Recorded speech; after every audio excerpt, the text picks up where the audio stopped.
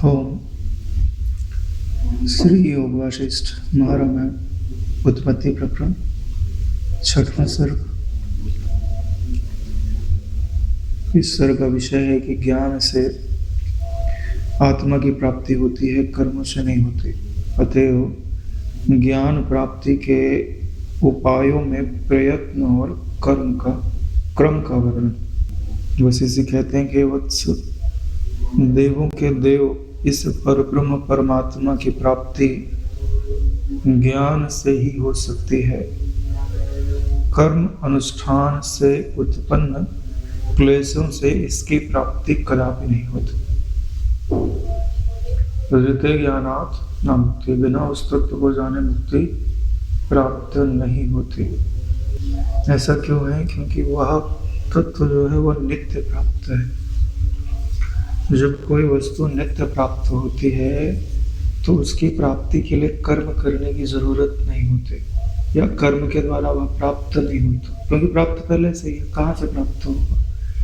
इसका मतलब यही हुआ कि आप अंगूठी पहन के अंगूठी ढूंढ रहे हो।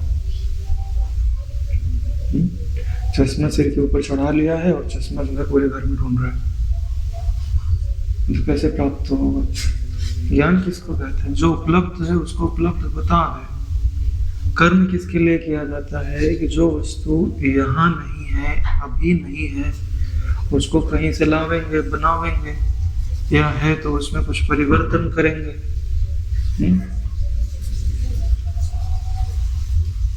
तो उसके लिए कर्म की आवश्यकता होती है। यहाँ कहते हैं कि आत्मा की जो प्राप्ति है वो ज्ञान से होती है। कर्म अनुष्ठान के क्लेशों से उसकी प्राप्ति नहीं होती।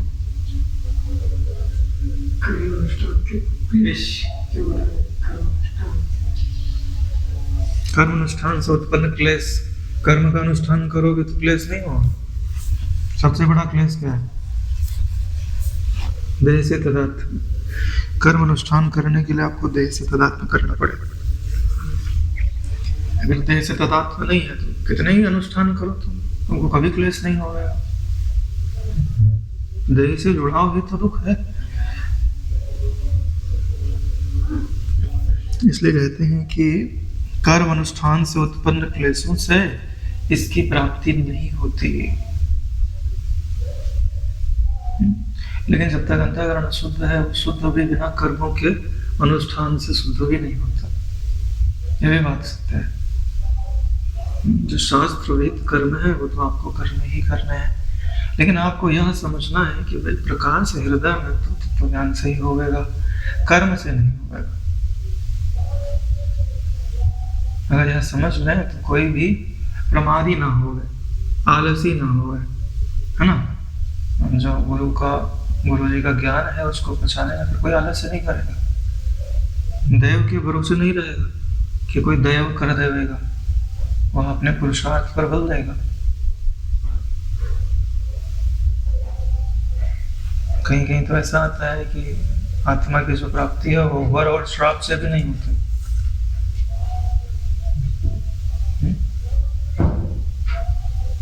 जब वर श्राप से नहीं होती तो किसी की कृपा से भी नहीं होती,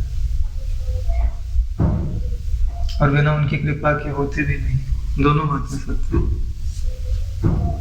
हैं। वास्तव में है क्या कि उनकी कृपा तो पहले से है।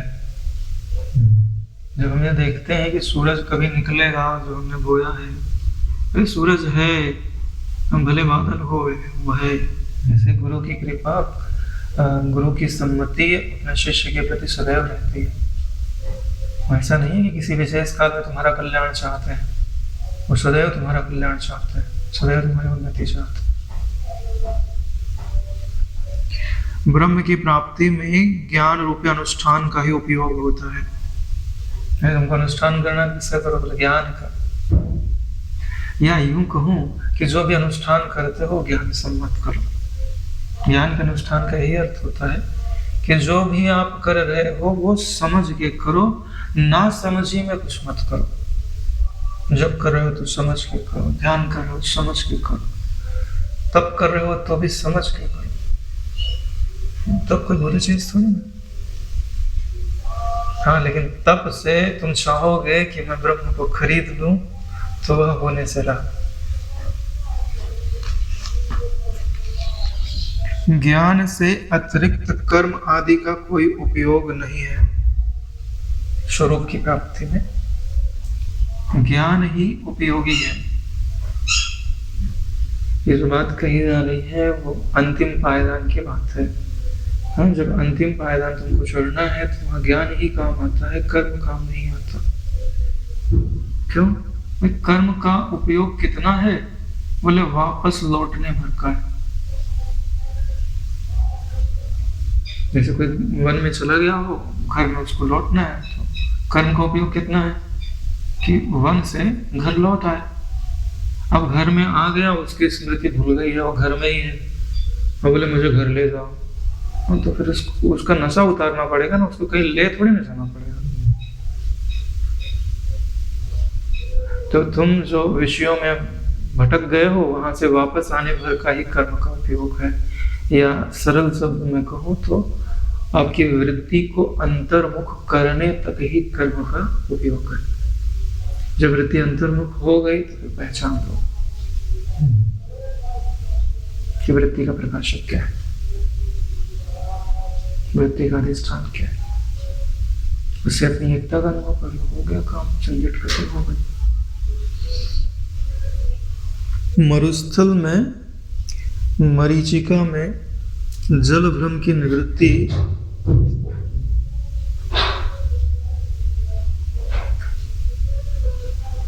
कोटि कोटि कर्म करने पर भी नहीं होते। कर्म से थोड़ी ना हटेगा। तुम लाठी लेते डंडा पीटोगे तो,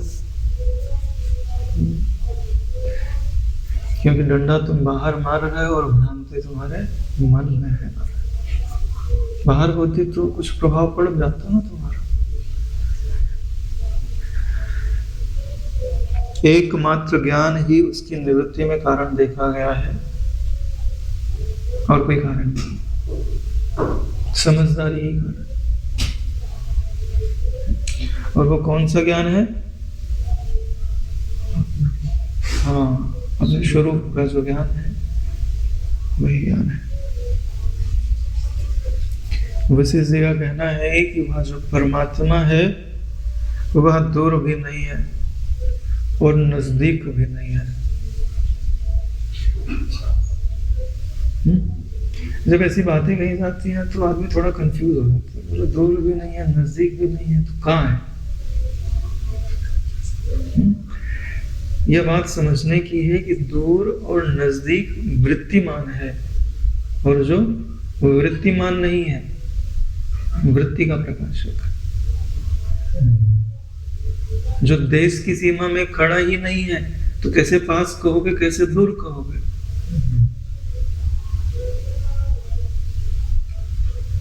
वह सुलभ भी नहीं है और दुर्लभ भी नहीं है। दोनों सुलभाकार वृत्ति और दुर्लभाकार वृत्ति का प्रकाशक है। और दुर्गम स्थान में स्थित भी नहीं है,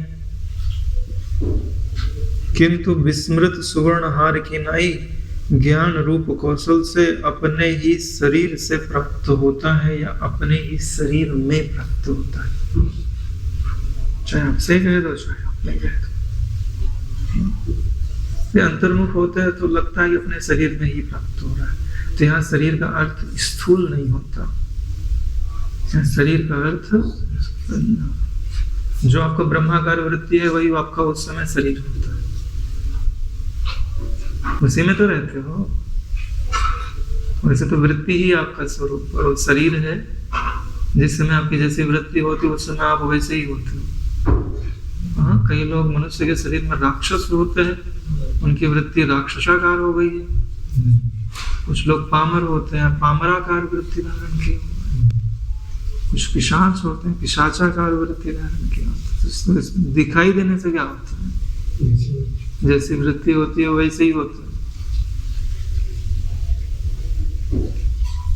हाँ, तो जैसे सुवर्ण का हार गले में ही है, ठीक है, कपड़े के नीचे दब गया, दिख नहीं रहा है, और बोले हमारा हार खो गया, ठीक है, कहीं मिलेगा? जहां है वहां नहीं दिखे तो फिर कहीं नहीं दिखेगा नारायण। सब ढूंढ रहे हैं इधर उधर, किसी ने देखा उसके गले में हार तो पहना, सोचा शायद दूसरा खोया होगा। तो किसी ने पूछा भाई उसका रूप लक्षण क्या है, कैसा है? तो उसने बताया ऐसा ऐसा है। तो उसने देखा कि यार ये एकदम सेम टू सेम लक्षण तो इनके गले में जो हार है उससे मिल रहा है। तो उसने कहा कि भाई जैसा आपने लक्षण बताया वैसा एक हार तो आपके गले में दिखाई दे रहा है। तो उसका ध्यान गया, अच्छा गले में? तो नीचे देखा, अरे अरे ये तो मैंने पहना ही था, तो मैं इसको ढूंढ रहा था। वही हाल अपना भी है, हम स्वयं वही हैं और ढूंढ भी उसी को रहे जो आप स्वयं हो।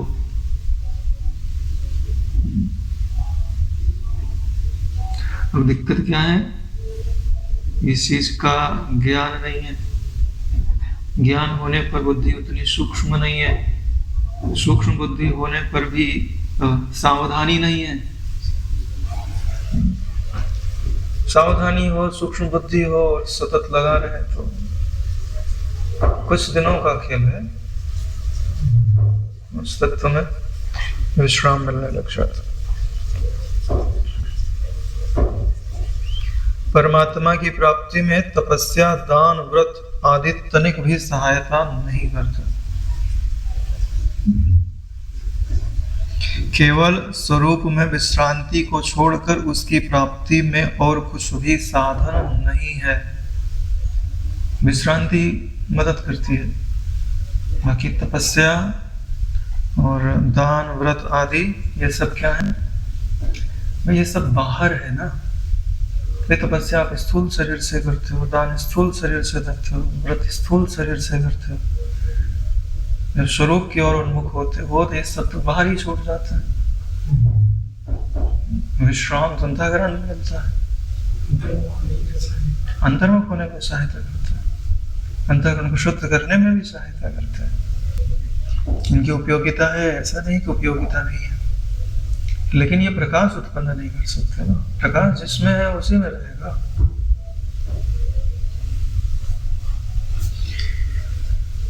आगे कहते हैं वशिष्ठ जी की, साधु समागम तथा सत्शास्त्रों के अभ्यास में तत्पर होना ही ब्रह्म की प्राप्ति में हेतु है।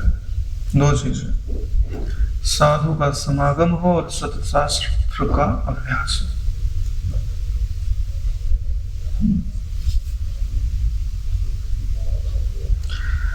ये जो सत्शास्त्र का अभ्यास है इसी को विचार कहते हैं, और साधुओं का जो समागम है इसी को सत्संग कहते हैं।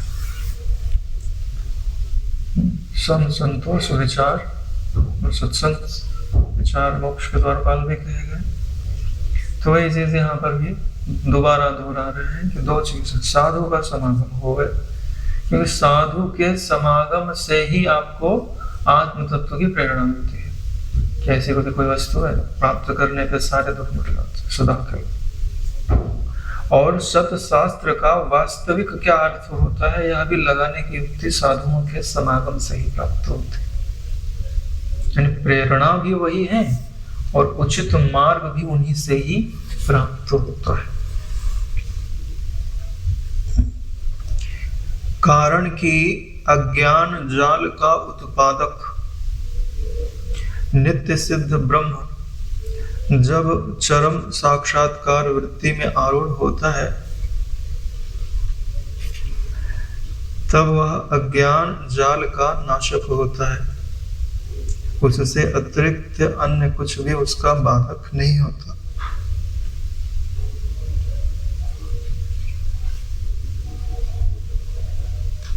ये जो अज्ञान रूपी जाल है, ठीक है, हालांकि ये सत्ता है तभी तो अज्ञान रूपी जाल भी दिखाई देता है, अनुभव में आता है। लेकिन वह तब तक, यानी कि जो ब्रह्म है वह अज्ञान रूपी जाल का बाध तब तक नहीं करता जब तक चरम साक्षात्कार वृत्ति उत्पन्न नहीं होती, या उसी को अज्ञान निवर्तक ब्रह्माकार वृत्ति जब तक उत्पन्न नहीं हो गए तब तक ब्रह्म जो का त्यों है नारायण। वो दुख के पीछे भी खड़ा है, सुख के पीछे भी खड़ा है। अपना परिचय नहीं देता। परिचय तो तब प्राप्त होता है जब चरम साक्षात्कार वृत्ति आरूढ़ होती है, तब वह अज्ञान जल का नाशक होता है। जैसे लकड़ी में अग्नि है, लेकिन वो लकड़ी को जलाती नहीं है। कब तक नहीं जलाती? जब तक अग्नि से उसका संसर्ग नहीं होता। अग्नि से संसर्ग हो गया तो उसकी अग्नि प्रकट हो गई, अब वो लकड़ी को जला डालेगी। ऐसे ही ब्रह्म सत्ता सब में है, यानी सब एक तरह से आनंद सब में भरा हुआ है, लेकिन सब दुखी क्यों है? कि आनंद रूपी अग्नि एक जगह लगाई जाए, एक बार वहां प्रकट हो जाएगी तो पूरी लकड़ी में वो प्रकट हो जाएगी, फिर लकड़ी नहीं रहेगी।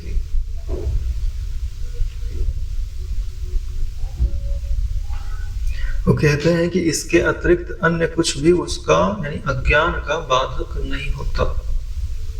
चरम साक्षात्कार वृत्ति अज्ञान की बाधक।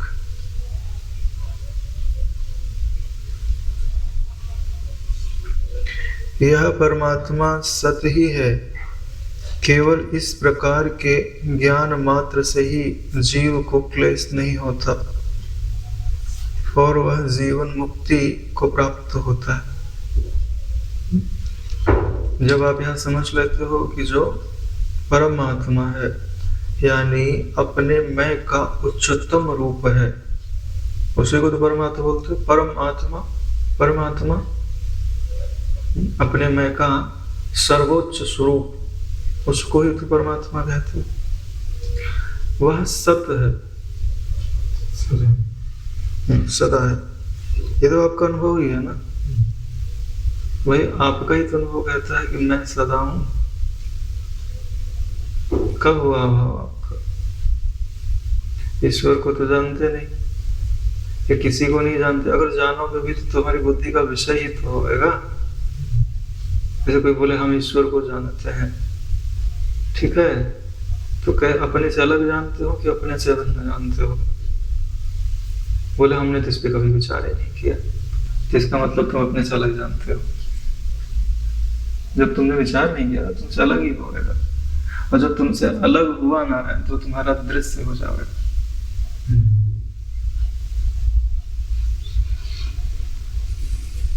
जो दृश्य हो जाएगा तो बदलने वाला हो जाएगा और तुम अबदल हो जाओगे। तो ईश्वर कहाँ है नारायण? सत्य तो तुम हो गए और तुमने उसको मिथ्या कर दिया। तो वही कहते हैं परमात्मा सत्य ही है, केवल इस प्रकार के ज्ञान मात्र से। जब तुमने ऐसा जान लिया ना तो जीव को क्लेश नहीं होता और वह जीवन मुक्ति को प्राप्त होता है। तो यह जानना तो कोई कठिन बात नहीं है भाई। आप बदलते हो कि नहीं बदलते हो? नहीं बदलते ना, तो जो नहीं बदलता उसी को तो सत्य कहता है। क्यों सदाशिव भाई, है ना? बदलते हो कि नहीं बदलते? सही और मन सब बदलता है, हम नहीं बदलते। हाँ, जो प्रकाशक है वो नहीं बदलता। हाँ, तो उस ना बदलने वाले तत्व में खड़े रहो, बदलने वाले को बदल देते। ये मुक्ति का प्रथम सोपान है। बोले हम कितनी भी कोशिश करें वहां खड़े नहीं रह पाते। कुछ सेकंड के लिए क्या होता है? राम जी पूछते हैं कि हे गुरुवर, स्वरूपभूत इस आत्मा के केवल ज्ञात होने से क्लेशदायक जन्म मरण आदि उपद्रव फिर कभी नहीं होते। यानी यह जो अपना स्वरूप है, जो आत्मा है, उसको जैसे ही हम जान लेते हैं तो यह जो जन्म है मरण है कितना दुख होता है। बुढ़ापे में भी कितना दुख, पराधीनता है, लेकिन उसको जान लेने से फिर दुख नहीं होता। भगवान ने भी तो कहा जरा मरण मोक्षाय मामाश्रित्य ते ब्रह्म तद्विदु कृत्सनम अध्यात्मं कर्म चाखिल साधिभूतादिदेव साधियज्ञं च ये विदु प्रयाण काले अपि शमां ते विदु युक्त चेतसा। यानी जो तीनों रूप में परमात्मा को पहचान लेता है, अधिभूत, अधिदेव और अधियज्ञ।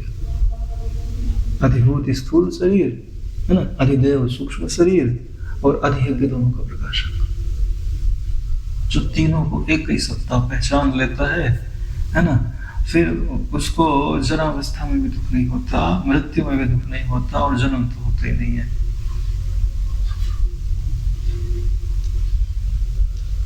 बोले दुख क्यों नहीं होता? क्योंकि दुख होने के लिए वैसी वृत्ति बनना जरूरी है। घटने की बात नहीं, घटना कुछ भी घटे, तुम्हारी वृत्ति नहीं बनेगी तो तुमको दुख नहीं है ना। उसकी वृत्ति वैसी बनती नहीं है दुखाकार, तो क्या करे?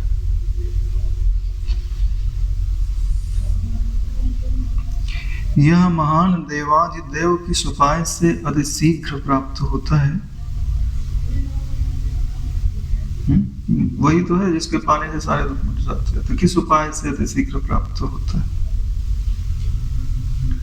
यदि कहिए ज्ञान से प्राप्त होता है तो बतलाइए कि वह ज्ञान किस दुष्कर तप से अथवा कितने प्रचुर क्लेश से प्राप्त होता है ना?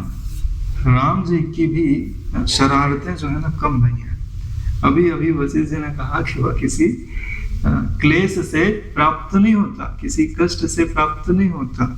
अभी क्या कहते हैं कि किस ज्ञान से प्राप्त होता है, तो कृपया बतलाइए कि वह ज्ञान किस दुष्कर तप से अथवा कितने प्रचुर क्लेश से प्राप्त होता है। देखो ऐसी संख्या क्यों कर रहे हैं? क्योंकि राम जी को लगा कि ये जो तप आदि है उनमें ज्ञान नहीं है, इसके लिए वो तप आदि से प्राप्त नहीं होता। लेकिन जो ज्ञान होगा, ऐसा ज्ञान होगा, वो तो बड़ी तपस्या से प्राप्त होता होगा, नहीं तो सबको प्राप्त हो जाता। प्राप्त तो सबको हो ही जाता, लेकिन पात्रता नहीं रहती। विज्ञान का अभाव थोड़ी ना है। वेदांत की पुस्तक मिल जाएगी, वेदांत सुनाने वाले भी मिल जाएंगे, गुरुजन भी मिल जाते हैं, लोग सम्मान करते हैं। हाँ, वेदांत का सत्संग हो ना तो लोग झोंका खाने लगते हैं। अरे बोले कौन सी निरस बात छेड़ दी है। हाँ, ये मरुस्थल में जल क्या होता है और आकाश में नीलिमा क्या होती है, घूम फिर के यही बात कहते। एक भाई था, हम बोलते चलो भाई योग वशिष्ठ में चले। बोले यार क्या योग वशिष्ठ में सुनाते हो, दो ही तो बातें सुनाते हो। हाँ, कि एक मरुभूमि में जल है, एक मृग तृष्णा का जल सुनाते हो, और दूसरा कहते हो कि आकाश में नीलिमा है, घूम फिर के तुम यही बात कहते हो। तो वही बातें हैं ना कि जिसको उसमें रस नहीं आता, या मतलब जिसको प्यास नहीं है, उसको जल से कोई प्रयोजन भी नहीं है। प्यास होनी चाहिए। अभी वो भाई घर परिवार संभाल रहे, परमार्थ का मार्ग छोड़ के। प्यास होनी चाहिए, नहीं तो आदमी रास्ता बदल लेता है, जल्दी, बहुत जल्दी बदल लेता है। राम जी कहते हैं कि कौन से दुष्कर तप से, कौन से प्रचुर क्लेश से वह ज्ञान प्राप्त होता है। कौन सा ज्ञान? जो देवाधिदेव का पता बताओगे, देवाधिदेव का स्वरूप बताओ। देवाधिदेव यहाँ ब्रह्म को कहते हैं। हे राघव, वशिष्ठ जी उत्तर देते हैं कि हे राघव, वेदांत श्रवण आदि अपने पौरुष प्रयत्न से विकास को प्राप्त हुए विवेक से ही उक्त देवाधिदेव के ज्ञान की प्राप्ति होती है। तप, स्नान, यज्ञ आदि कर्मों से नहीं होता। वेदांत का श्रवण करो और पौरुष प्रयत्न करो तो उससे विवेक प्राप्त होता है, और वही विवेक जो है वो देवाधिदेव का ज्ञान प्राप्त कराता है। यानी बिना विवेक के नहीं होता। विवेक किसे कहता है?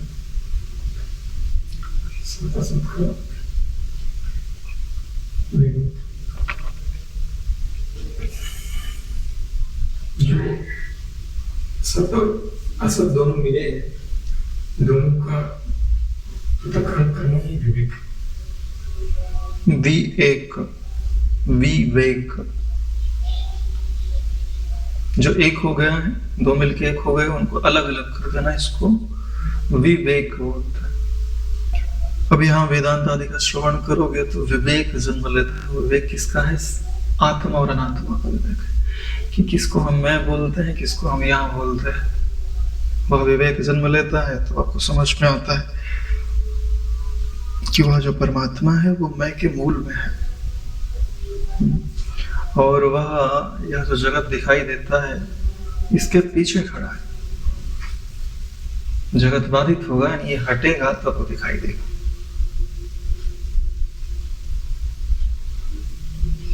हे रघुवंश तिलक, राग, द्वेष, ज्ञान, क्रोध, मद और मात्सर्य का त्याग किए बिना तप, दान आदि क्लेश ही है, वास्तविक साधन नहीं है।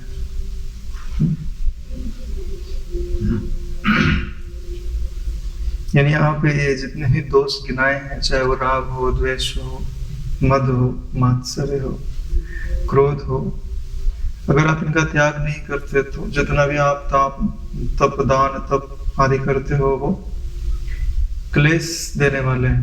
यानी कष्ट तो उनमें होता ही है, तो उनसे कुछ प्राप्त नहीं होता। ठीक वैसे ही प्राप्त नहीं होता जैसे आप बहुत दूर से जल भर के लाओ और अपने फूटे घड़े में डाल दो, तो क्या होगा? बह जाएगा ना पानी। वो थोड़ी देखेगा कि आपने इतने कठिनता से लेके आए हो, मैं ना बहूं। ठीक वही चीज होती है। विकार कहते हैं किसको है? जो तुम्हारे हृदय की शांति बिगाड़ देगा, तुम्हारे हृदय का आनंद बिगाड़ देगा। जैसे आपको भोजन लेना होता है तो पात्र आपका स्वच्छ होता है ना, और उसमें मिट्टी अगर किसी ने डाल रखी है तो उसमें तुमने सब्जी ले ली तो तुम खा नहीं पाओगे, नहीं खा सकते ना मगर। ठीक वैसे ही अंतःकरण स्वच्छ होना चाहिए, नहीं तो ये तप, दान मतलब इनका भी फल होता है, लेकिन हृदय दूषित होने के कारण इनका जो फल है वो वास्तविक फल नहीं होता, झूठा फल होता है। कहते हैं कि ये वास्तविक साधन नहीं है, क्योंकि चित्त में राग आदि का साम्राज्य रहने पर दूसरे को ठग कर जो धन उपार्जित किया जाता है, उसके दान से उसी को फल मिलता है जिसका वह धन होता है। जिसका धन है उसी को फल मिलेगा। चित्त के राग आदि से उपहत होकर जो व्रत किया जाता है वह दंभ कहा जाता है, उसका कुछ भी फल नहीं होता।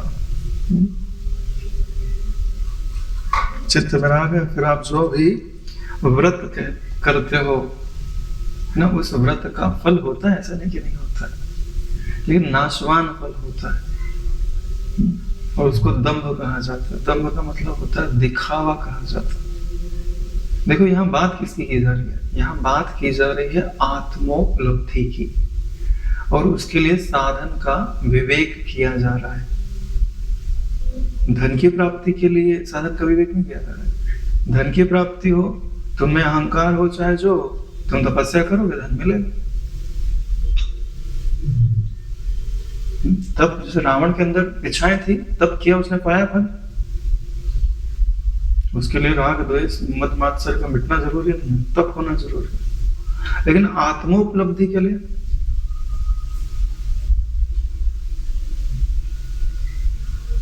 अहंकार युक्त तब उपयोगी नहीं है,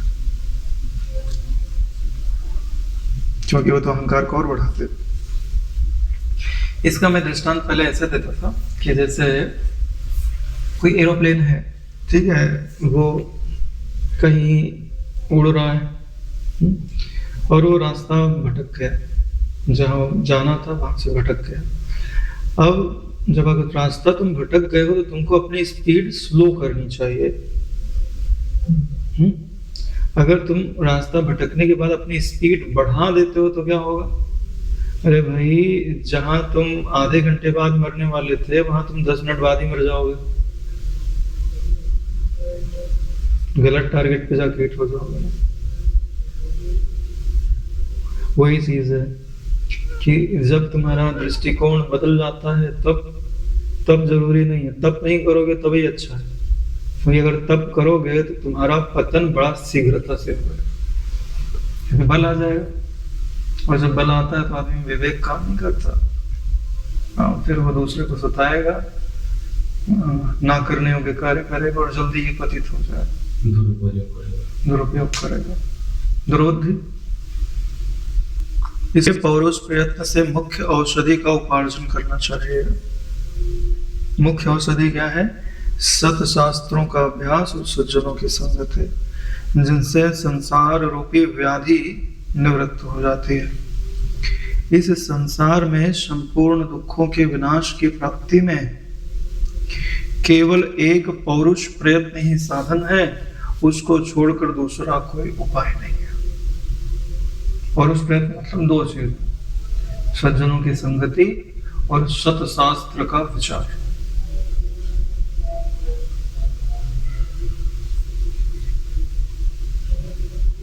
हे रामचंद्र जी, आत्मज्ञान की प्राप्ति के लिए अपेक्षित वह पौरुष कैसा है, उसे आप सुनिए, जिससे राग द्वेष रूपी विसूचिका सर्वथा निवृत्त हो जाती है। तो वह जो पौरुष प्रयत्न है उसकी बात बतावेंगे।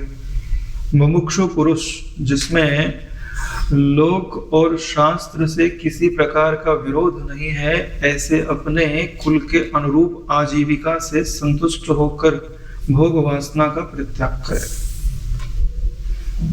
जो मुमुक्षु है उसके लिए कर्तव्य क्या है कि भाई जो उसके परंपरा से आजीविका चलाने के लिए जो साधन है उनको करे और अपनी आजीविका चलावे, उसकी मना नहीं है। लेकिन भोग वासना कि भोग वासना से सुख होगा, इस बुद्धि का त्याग करते।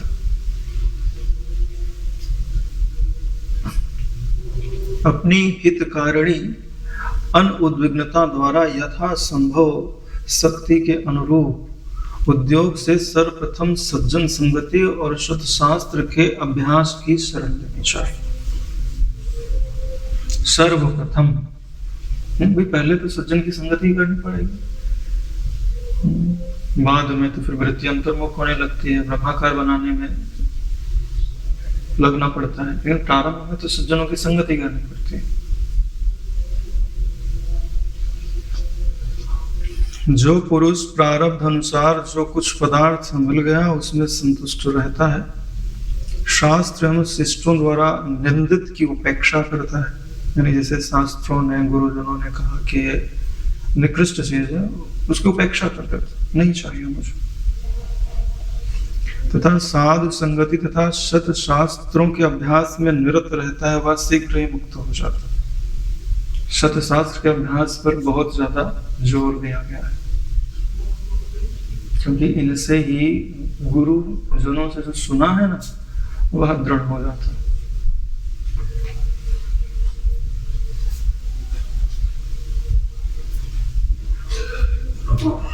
और पूरी बात समझ में आती है। बिना सत्शास्त्र के अभ्यास के न बुद्धि सूक्ष्म होती है, न बात पूरी समझ में ही आती है। जिस महामति पुरुष ने विचार द्वारा अपने स्वरूप यानी आत्म तत्व को जान लिया है, उस महापुरुष के ये ब्रह्मा विष्णु शंकर इंद्र अनुकंपा पात्र होते हैं। जिसने आत्म तत्व को जान लिया, अब ये जो ब्रह्मा है, विष्णु है, शिव है, इंद्र है ना, वे भी उनकी प्रसन्नता की इच्छा करते हैं। क्यों? एक हो गए। कौन अपनी प्रसन्नता की इच्छा नहीं करता? यहाँ बड़े और छोटे का भेद नहीं ना, दोनों एक हो गए तो सब अपने मन की प्रसन्नता तो चाहते ही है।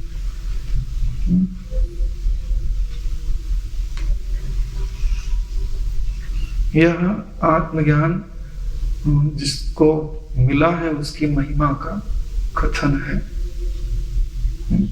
और एक तरह से देखा जाए तो जिनको हम ब्रह्मा कहते हो, विष्णु कहते हो, शिव कहते हो, वो आपके गुरुजन ही तो है।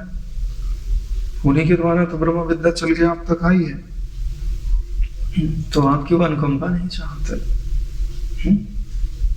यहाँ तो समझाने के लिए कहा जाता है बात। जैसे छोटा सा बच्चा है, माता पिता उससे प्रेम करते हैं, देखते हैं कि अब ये सारी बात मान रहा है, जो करना है चाहिए कर रहा है, तो तुमने हमारा नाम रोशन कर दिया, हम पे बड़ी कृपा की, हम भोजन कर लिया, हम पे बड़ी कृपा की, ऐसे तो बोलते हैं। और तो श्रेष्ठ जन है वो। वे उनका ब्रह्म ज्ञान हमारे ब्रह्म ज्ञान से बहुत ज्यादा परिपक्व है, ऐसा गुरु जी के मुख से हमने सुना है।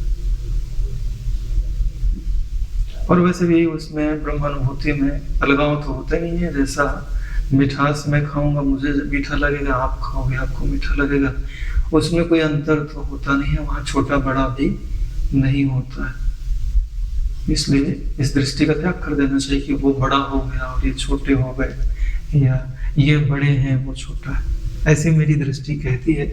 क्योंकि यह जो आत्मबोध है वह भेद मिटाने के लिए ही तो है।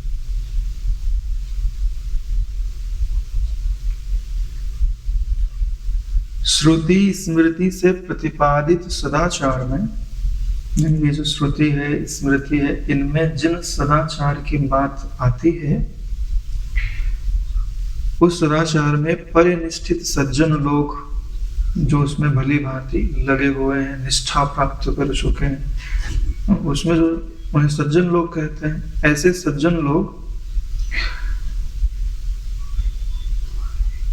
जिनमें वैराग्य है, ज्ञान है, शुभ गुणों से जो संपन्न है, उसी को वो साधु कहते हैं।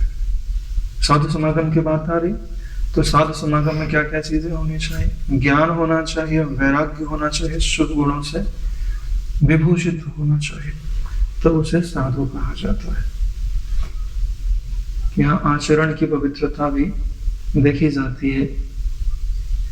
जिसके आचरण शुभ ना होवे, है ना, उससे समाज को कोई श्रेष्ठ मार्गदर्शन प्राप्त नहीं होता। वो साधु होगा तो स्वयं के लिए होगा। साधु कौन? आपके लिए साधु कौन? जो अपनी साधुता आपके समक्ष प्रकट करे। जैसे कोई कितने बड़ा डॉक्टर क्यों ना होवे, अगर वह आपका इलाज करने के लिए सम्मति नहीं देता तो उसकी डॉक्टरी विद्या आपके लिए कोई मतलब की नहीं है। ठीक वैसे ही जिनमें ज्ञान है, वैराग्य है, शुभ गुण है और वो उसको प्रकट करते हैं, तो उनको साधु कहा जाता है। तो इनके समागम से आप में साधुता का उदय होता है। अगर वो प्रकट नहीं करे तो उनसे आपको कोई लाभ नहीं है। इसकी बात गुरु गीता में आ ही गई है कि दो प्रकार के गुरु होते हैं, एक मौनी और दूसरे वाग्मी। तो जो मौनी होते हैं उनसे आपको कोई विशेष लाभ प्राप्त नहीं होता। तो ऐसे जो साधु हैं, प्रयत्न पूर्वक उनकी शरण लेनी चाहिए।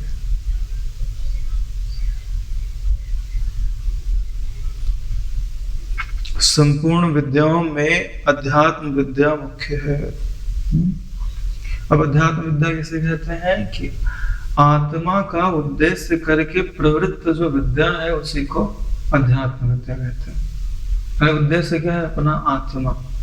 अब उसके लिए जो विद्या लगी हुई है उसका वर्णन करने के लिए, उसका साक्षात्कार कराने के लिए, उसी विद्या का नाम अध्यात्म विद्या है। समस्त विद्याओं में यही मुख्य विद्या है। इसकी उत्पत्ति के अनुकूल विचारात्मक वर्णन जिसमें हो, यानी अध्यात्म के अनुकूल जिसमें वर्णन हो, वह शास्त्र जैसे उपनिषद है, ब्रह्मसूत्र है, गीता है, और इनके विवरणात्मक ग्रंथ शतशास्त्र कहलाते हैं। पहले साधु की परिभाषा दे दी, अब शतशास्त्र की परिभाषा देते हैं। यानी जिसमें अध्यात्म विद्या का वर्णन हुए उन्हीं को शतशास्त्र कहते हैं। उनमें उपनिषद, ब्रह्मसूत्र, गीता आदि प्रमुख है। और उसके यानी इन ग्रंथों के विचार से मनुष्य जो है वो मुक्त हो जाता। जैसे निर्मली के चूर्ण के संसर्ग से जल का मैल नष्ट हो जाता है, वैसे ही जैसे योग के अभ्यास से लोगों की बाह्य मनोवृत्तियां विनष्ट हो जाती हैं, वैसे ही सतशास्त्र और साधु संगति से उत्पन्न विवेक से। अब देखो यहाँ मुख्य बात आती है। अब कोई साधु का समागम करे, सतशास्त्र का विचार भी करे, लेकिन विवेक उत्पन्न ना हो। भाई डॉक्टर के पास भी जाए और जो बताए वो खावे भी, ठीक है, रोग निवृत्त ना हो तो कहीं कुछ गड़बड़ी है। वह दोष दूर करना है। यानी उसके साथ वो कुछ ऐसी चीज ले रहा है कि वो दवाई काम नहीं कर, दवाई खा रहा है और खटाई भी खा रहा है, तो दवाई खटाई बराबर हो जा रही।